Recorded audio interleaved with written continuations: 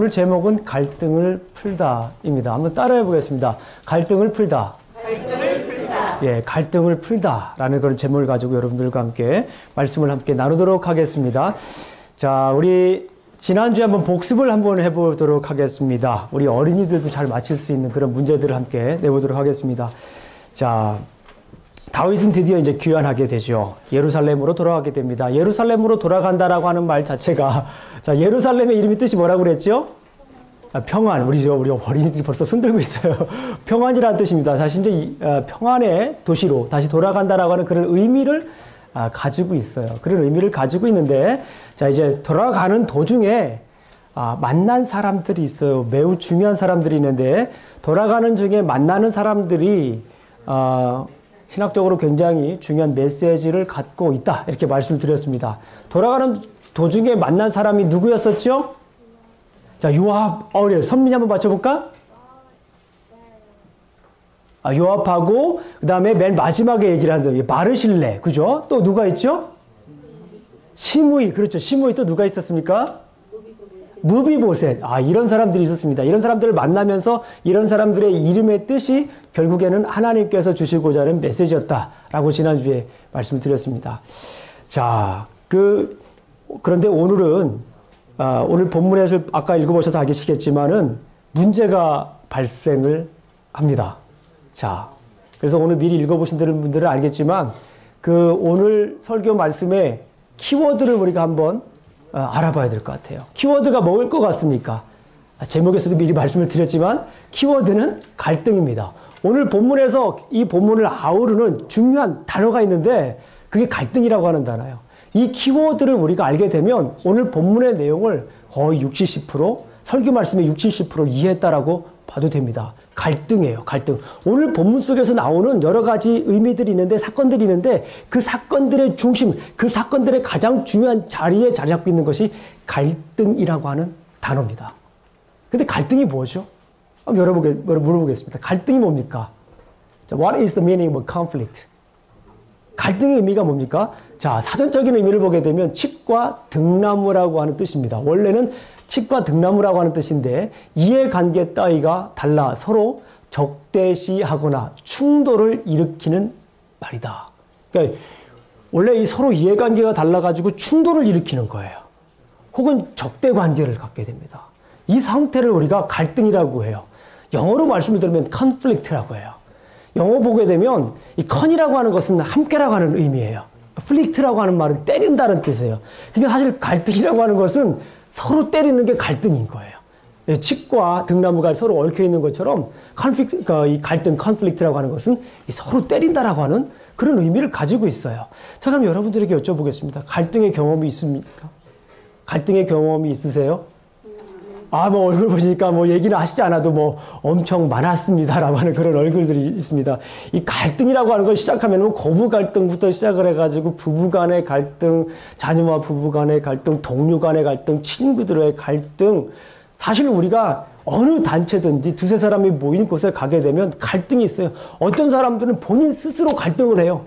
주관적인 나와 객관적인 나 이런 얘기도 하잖아요. 남들이 보는 나와 내가 보는 나 서로 달라가지고 여러 사람이 내 안에 있는 사람도 문제가 있는 사람들이지만 있어요. 어쨌거나 이 갈등이라고 하는 것은 어딜 가나 다 있는 것 같아요. 여러분들 교회도 갈등이 있나요? 하나님의 그 공동체인 예배 공동체인 교회도 갈등이 있나요? 네. 맞아요. 교회도 가보러 보니까 교회도 갈등이 있는 것 같아요. 네. 그런데 이 중요한 것은 뭐냐면 오늘 본문에서 얘기하는 그것이 무엇인가라고 하는 것을 우리가 조금 살펴볼 필요가 있습니다. 자, 오늘 본문에서 얘기하는 것은 뭐냐면, 그래서 결국 갈등의 해결의 방법이 뭔가? 오늘 본문에서 얘기하고자 하는 것이 뭐냐면, 갈등의 해결의 방법에 대해서 얘기를 합니다. 따라해 보겠습니다. 갈등의 해결 방법. 우리가 어떻게 갈등을 해결할 수 있는가? 그 이야기를 오늘 본문에서는 하고 있다라고 저는 생각을 합니다. 오늘 본문에서 얘기하는 것처럼 이 갈등의 해결 방법들을 우리가 한번 살펴보도록 하겠습니다. 성경 내용을 먼저 살펴보겠습니다. 자, 오늘 본문을 가만히 읽어보니까 지역 갈등이 있어요. Regional conflict라고 지역 간의 갈등이 있습니다.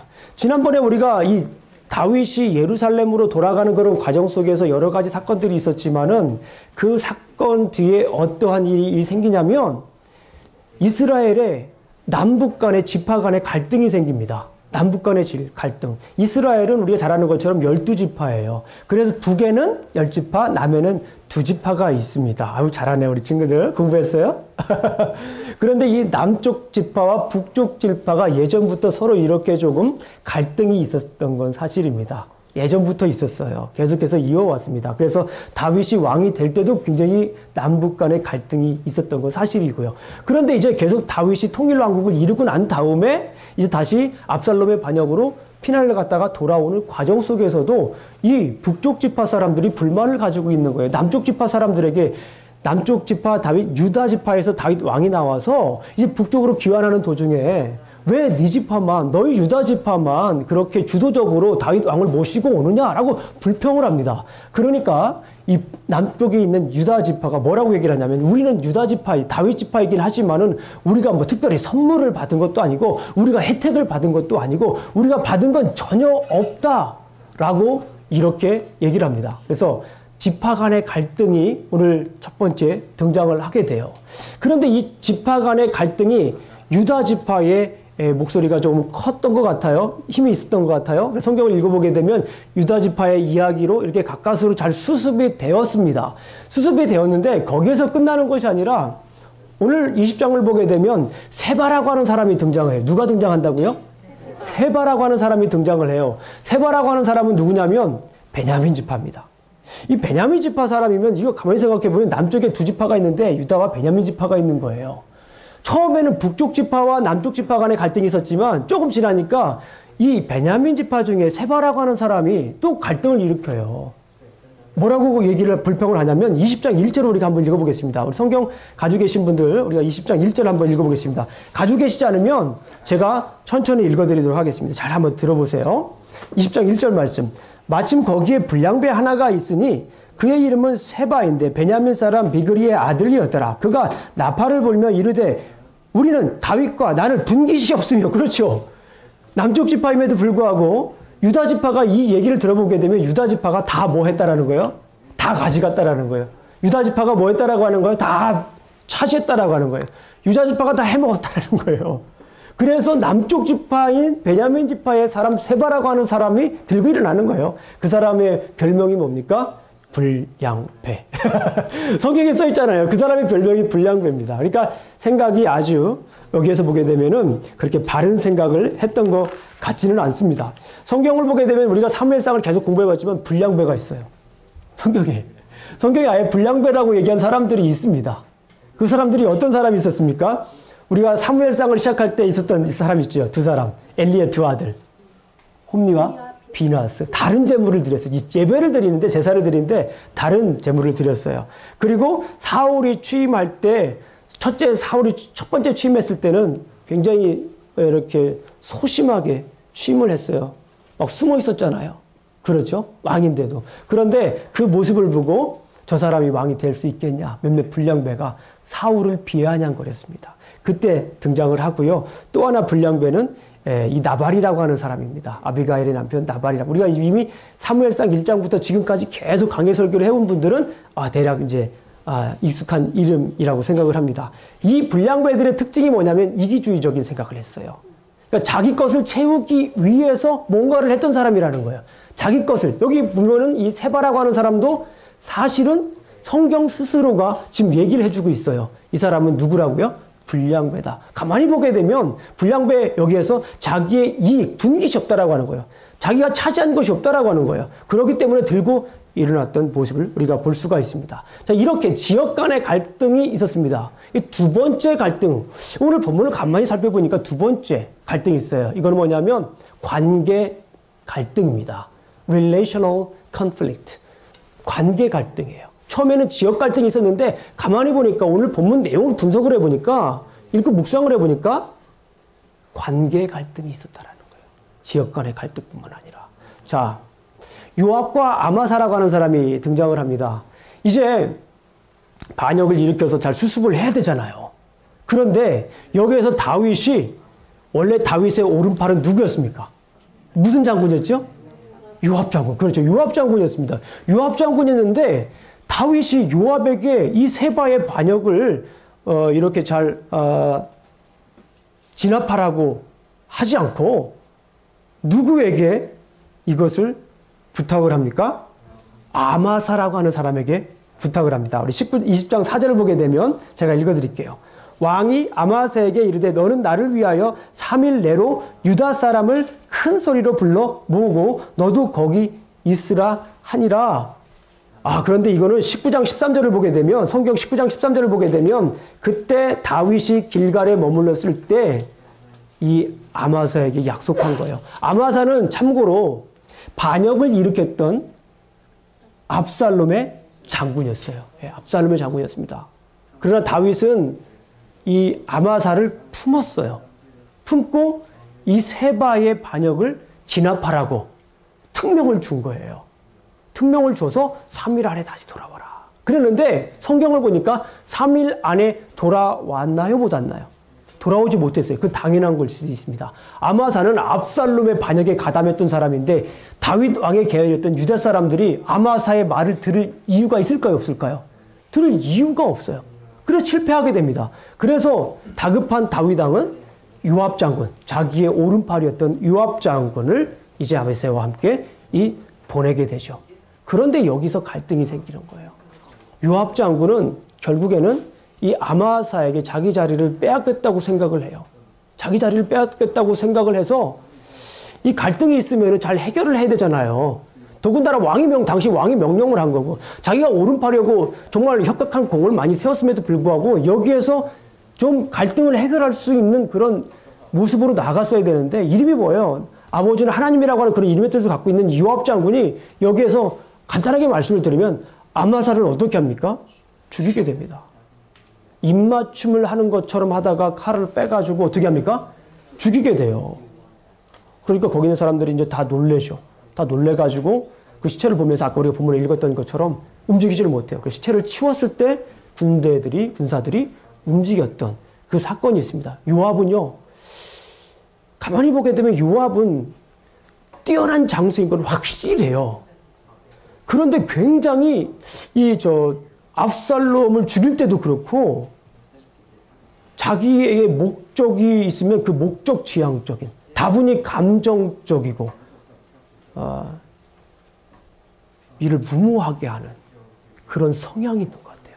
이 요압 장군 물론 굉장히 뛰어난 장수임에도 불구하고 전략도 좋고 힘도 좋고 그럼에도 불구하고 여기에서 요압 장군의 모습을 우리가 조금 볼 수가 있습니다. 자, 그래서 이 요압 장군은 아마사를 죽이고 계속해서 뭘 할까요? 세바라고 하는 사람을 쫓아다닙니다.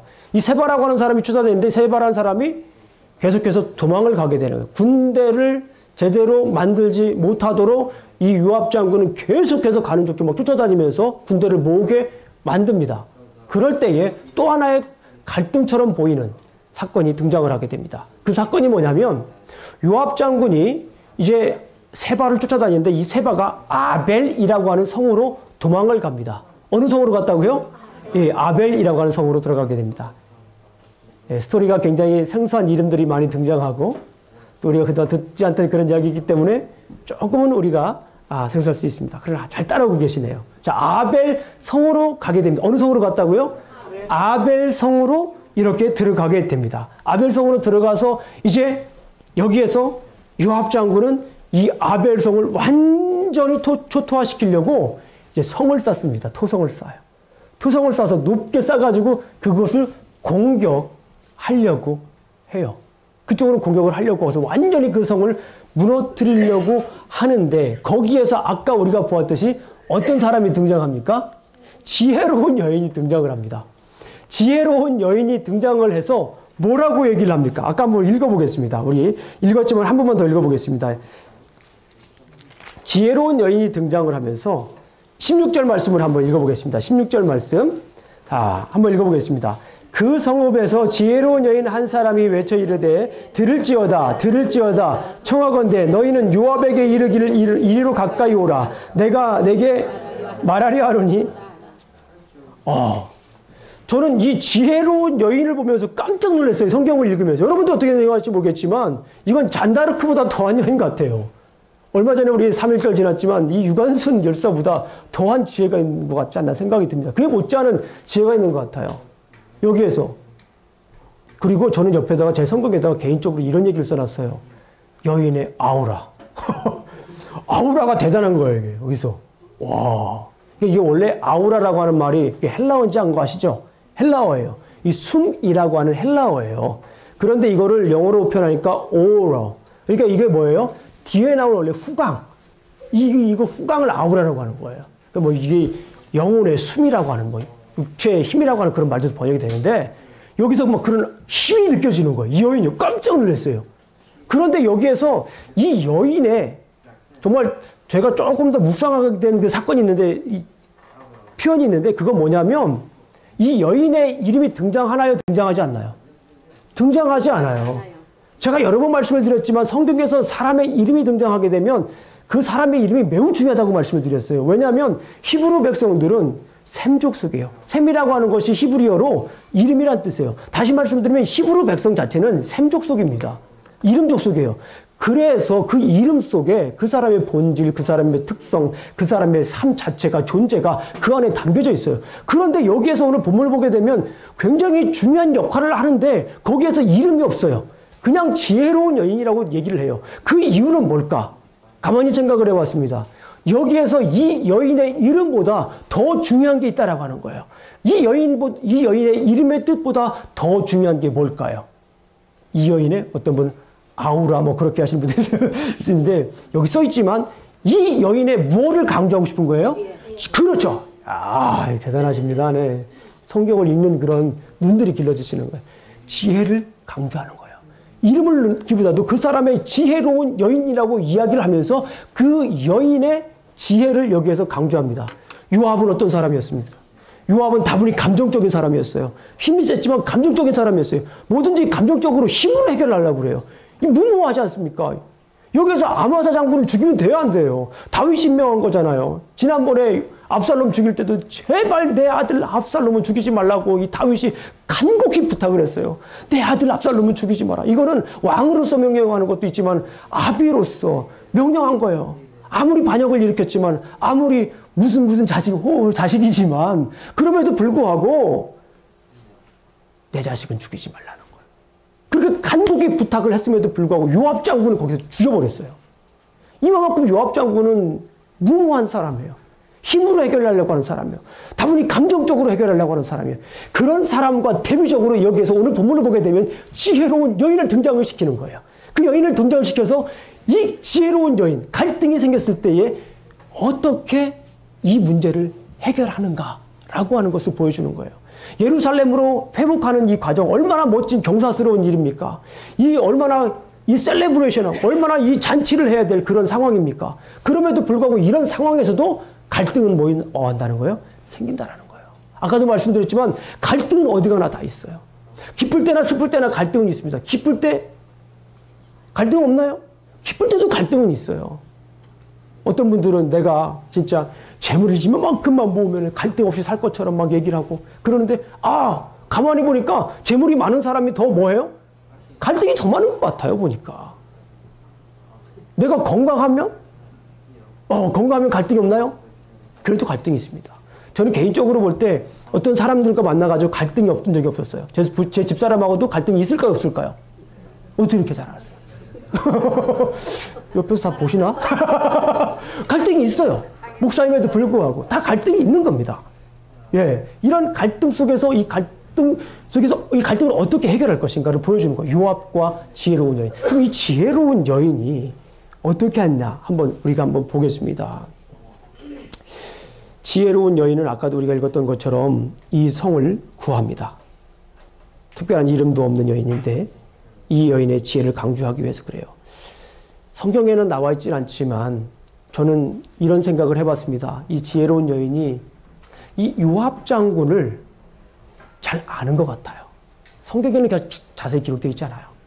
그래서 제 개인적인 생각이 좀 들어가기도 하지만 이 지혜로운 여인은 요압 장군을 어떻게 했냐면 관찰해서 요압 장군이 어떤지를 관찰했어요. 그리고 그 요압 장군의 행동을 해석했어요. 그리고 그 요압 장군의 행동을 해석한 거를 적용한 거로 생각이 듭니다. 3단계예요. 관찰, 해석, 적용. 이걸 한 것 같아요.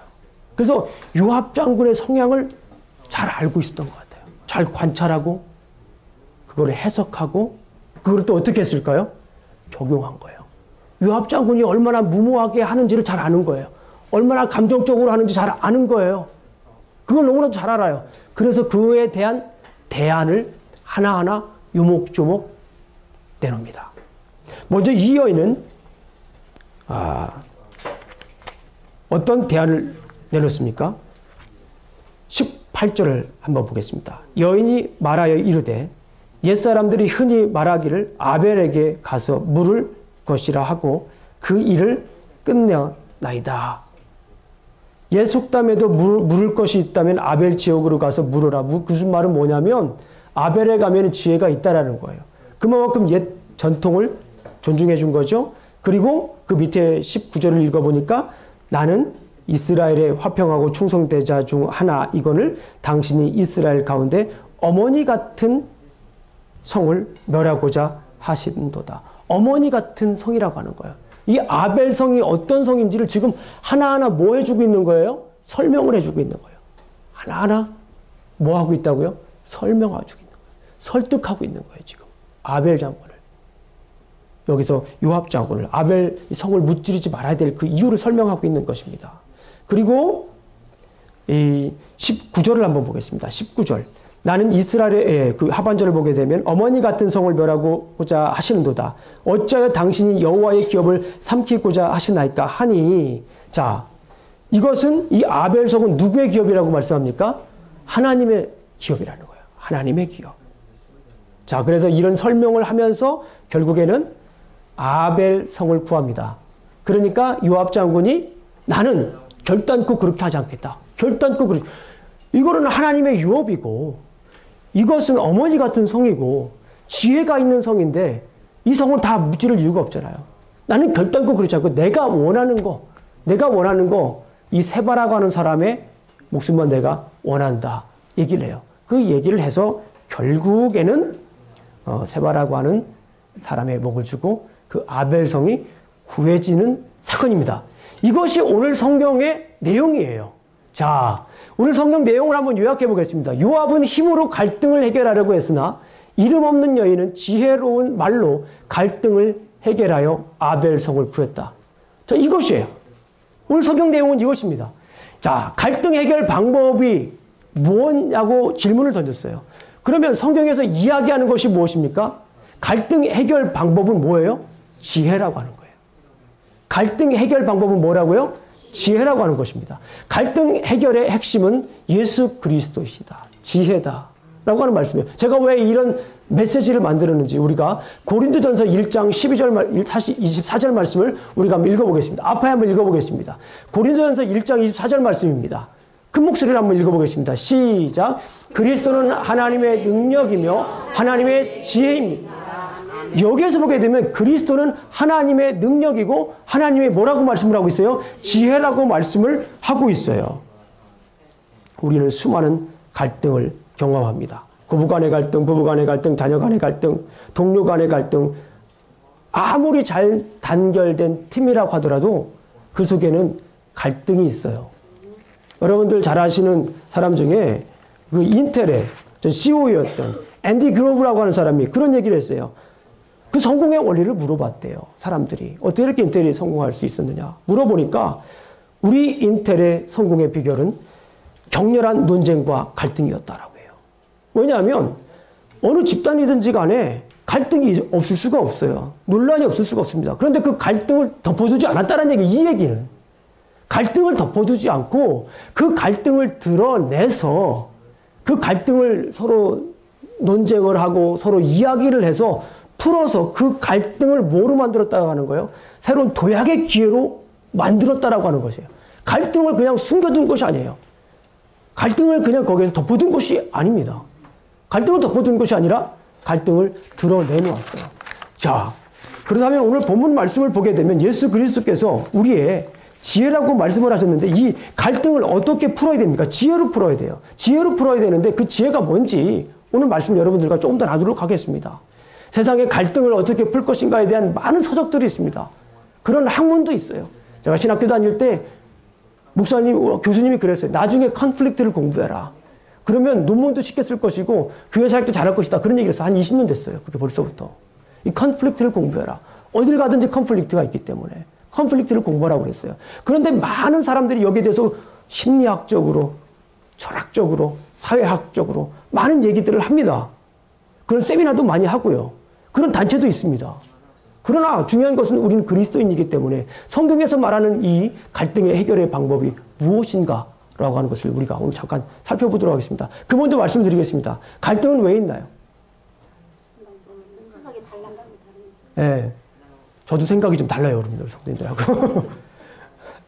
갈등은 왜 있냐면 풀으라고 있는 거예요.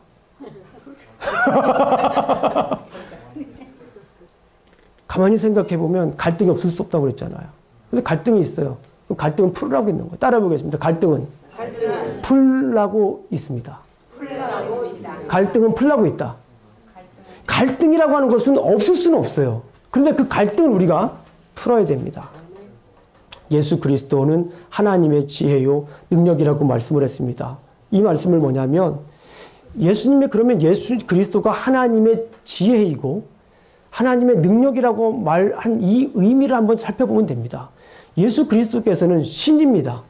신인데 어떻게 했어요? 이 땅에 어떻게 오셨어요? 사람의 모습으로 이 땅에 내려온 거예요. 신익인데 이 땅에 사람의 모습으로 내려와서 어떻게 했어요? 우리 죄를 깨끗이 씻어줬어요. 왜냐하면 죄인인 인간과 거룩한 하나님이 만날 수가 없어요. 서로 만날 수가 없습니다. 그래서 거룩한 하나님께서 신이신 하나님이 어떻게 하신 거예요? 이 땅에 내려오신 거예요. 이 땅에 내려오신 이 자체가 무엇입니까? 지혜라고 말씀을 드릴 수가 있어요. 내가 만일 내 입을 그러니까 뭐예요? 예수님이 이 땅에 내려오셨다라고 하는 것은 뭐냐면 지혜인데 하늘에서 이 땅으로 내려온 거예요. 이것을 우리 말로 영어로 잘 표현한 단어가 있어요. 위에서 밑으로 내려와서 있는 거예요. 이거 뭐예요 이게? understand라고 하는 거예요. understand. 위에 있는 사람이 밑으로 내려온 거예요. 그게 understand예요. 진짜 이런 말이 있어요. understand. 그건 뭐예요? 이해하는 거예요. 하늘에 있는 사람이 밑으로 내려온 거예요. 내려와서 그 사람에게 서 있는 거예요. 이게 understand예요. 반대로 upper stand가 있어요. 위에서 내려보는 거예요. 근데 예수 그리스도께서 이 땅에 오신 것 자체가 뭐냐면 하늘에 있는 분이 땅에 내려왔다라는 거예요. 사람의 모습으로 사람을 뭐 한 거예요? 이해한 거예요. 이게 지혜인 거예요. 갈등을 우리가 해결할 수 있는 여러 가지 방법들이 있지만 뭐예요? 내가 그 사람의 입장이 돼야 되는 거예요. 그 사람의 입장이 돼야 돼요.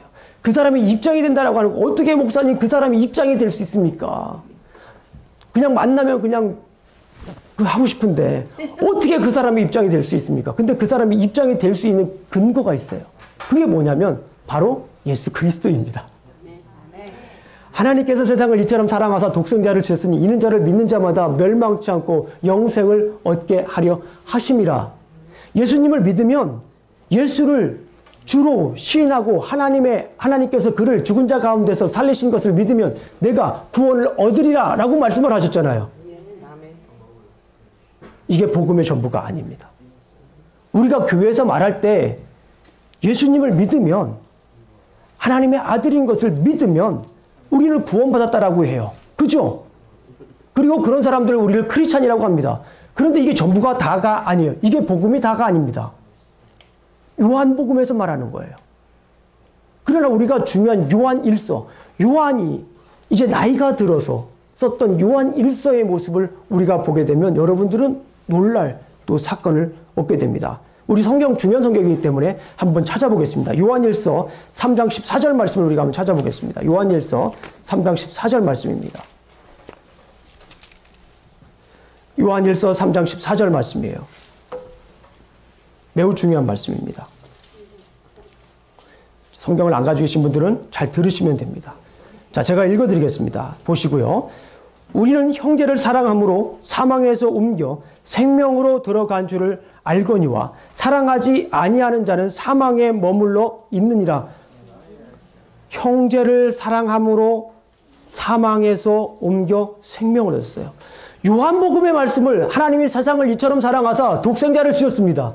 하나님이 세상을 사랑하사 독생자를 주셨으니 이는 저를 믿는 자마다 멸망치 않고 영생을 얻게 되는 거예요. 요한복음은 예수님을 믿을 때 영생을 얻는다라고 얘기를 해요. 아멘. 예수님을 믿을 때 영생을 얻는다고 그래요. 그런데 오늘 본문 말씀을 보세요. 요한 1서에 있는 말씀을 보게 되면 사랑하지 않는 사람은 뭐한 사람이라고 그래요? 죽은 사람이라고 해요. 다시 말씀을 드리면 사랑을 해야 뭐한다라고 하는 거예요? 생명을 얻는다라고 하는 거예요. 15절 말씀을 보게 되면 그 형제를 미워하는 자마다 살인하는 자니 살인하는 자마다 영생이 그 속에 거하지 아니하는 것을 너희가 아냐. 지금 요한복음에 있는 말씀, 예수님을 처음 믿는 사람들에게 얘기하는 요한복음은 예수님을 믿으면 그냥 구원받는 거, 영생을 얻는다라고 말씀을 하지만 그게 전부가 아니라는 거예요. 이제 요한 1서는 뭐예요? 성숙한 그리스도인들을 향하여 쓴 말씀이에요. 그 성숙한 그리스도인들을 향하여 쓴 말씀은 뭐냐면 믿는 것이 아니라 이제 뭐 하라고 하는 거예요? 사랑하라는 거예요. 형제를 사랑하라고 하는 거예요. 그것이 위에서 밑으로 내려온 예수 그리스도의 십자가 사랑입니다. 우리를 이해하기 위해서. 그리고 그분이 십자가에 못 박혀 돌아가셨죠. 우리의 죄를 위해서. 그것이 예수 그리스도의 지혜예요. 신이신 하나님께서 이 땅에 내려오셔서 언더스탠드 해가지고 우리를 이해해 주신 거예요. 그래서 우리는 그 사랑으로 우리는 뭐 할 수 있는 거예요? 상대방을 사랑할 수 있는 거예요. 이것이 지혜입니다. 우리가 왜 사랑을 못해요? 명분이 없기 때문에 사랑을 못하는 거예요. 안 그래요? 우리가 왜 사랑을 못해요? 명분이 없어요. 내가 저 사람을 사랑할 명분이 없는 거예요. 우리 속된 말로 그렇잖아요. 내가 왜 저 사람 사랑해야 돼? 저 사람 나 때렸는데 이만큼 줬는데 내가 이만큼 주는 게 세상의 원리 아닙니까? 그러나 성경은 그렇게 말하고 있지 않아요. 저 사람이 나에게 얼마큼 주든 상관없이 그럼에도 불구하고 나는 뭐 해야 된다라는 것이 성경의 원리입니까? 사랑해야 된다는 거예요.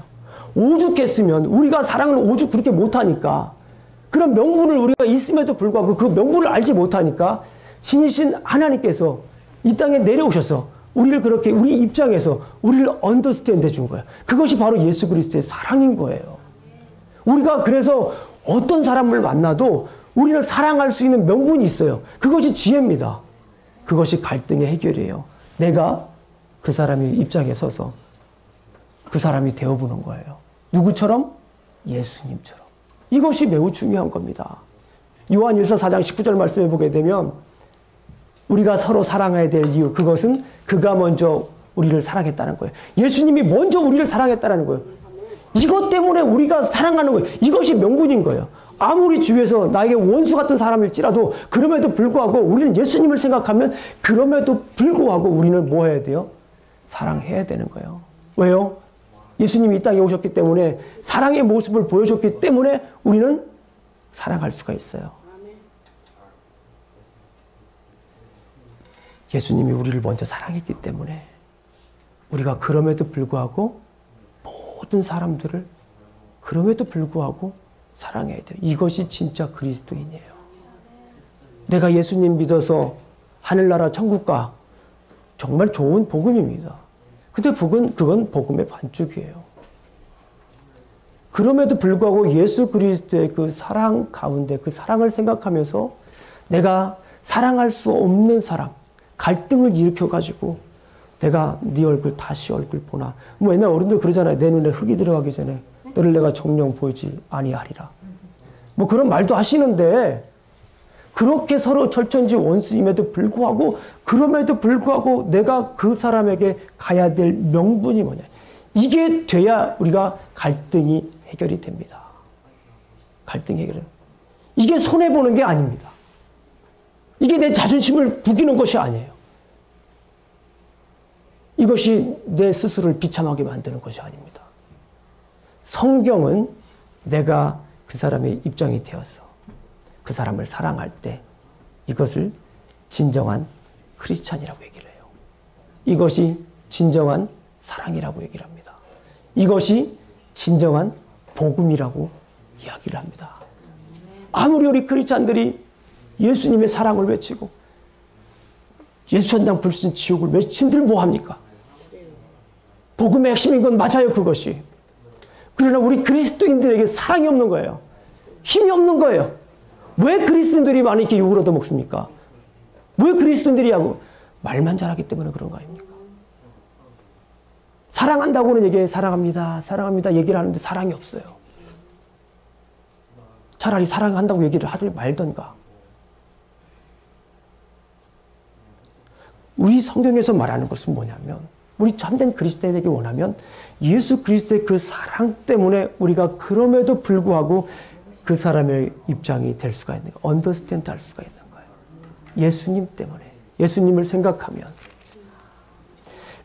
우리가 사랑함은 그가 먼저 우리를 사랑하셨습니다. We love because He first loved us. 예수님이 먼저 우리를 사랑했기 때문에 그것이 우리의 명분인 거예요. 잊지 마세요. 예수님이 우리를 위해 십자가에 못 박혀 돌아가신 그 사건이 명분이기 때문에 그 사건을 해결하면 내가 그 사람의 입장이 되어지고 그 사람을 다른 말로 말하면 사랑할 수 있습니다. 이게 되면 갈등이 해결이 됩니다. 한번 해보십시오. 손해보는 거 아닙니다. 자존심 상하는 거 아닙니다. 자, 한번 여러분들 한번 따라해 보겠습니다.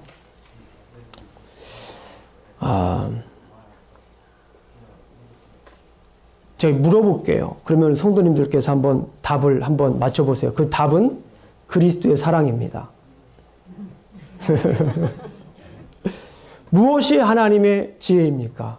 그리스도의 사랑입니다. 무엇이 하나님의 능력입니까? 그리스도의 사랑입니다. 무엇이 복음입니까? 그리스도의 사랑입니다. 무엇이 갈등을 해결하는 열쇠입니까? 그리스도의 사랑입니다. 우리 기도하시겠습니다. 하나님 아버지 감사합니다. 오늘도 이렇게 우리가 말씀을 나누었습니다. 참 많은 갈등이 있고 어려움들이 있지만 그럼에도 불구하고 예수님께서 우리를 위해 십자가에 못 박혀 돌아가신 그 사건이 우리 갈등의 해결인 것을 우리가 알았습니다. 오늘 말씀을 보니까 우리가 사랑하지 못할 사람이 없는 것 같습니다. 오늘 말씀을 통해 보니까 우리가 먼저 사랑해야 함을 알았습니다. 사랑할 수 있도록 우리 안에 있는 여러 가지 갈등의 요소들이 예수 그리스도의 사랑으로 해결될 수 있도록 주님 도와주시옵소서. 예수님의 이름으로 기도합니다. 아멘.